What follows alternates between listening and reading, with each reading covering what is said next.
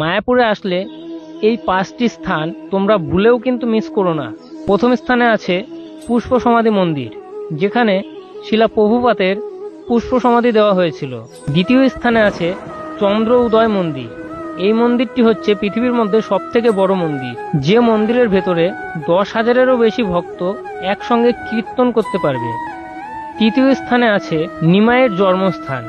কথিত আছে এই নিম গাছের নিচেই নাকি মহাপ্রভু শ্রী চৈতন্যদেব অর্থাৎ নিমাই পণ্ডিতের জন্ম হয়েছিল।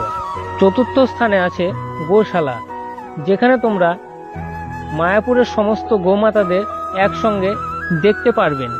পঞ্চম স্থানে আছে নিমাইয়ের মাসি বাড়ি, যেখানে তোমরা দেখতে পাবে শ্যামকুঞ্জ, রাধাকুঞ্জ, গোবর্ধন পর্বত ইত্যাদি। ভিডিওটি যদি তোমাদের ভালো লেগে থাকে তাহলে চ্যানেলটি অবশ্যই সাবস্ক্রাইব করে পাশে থাকবে।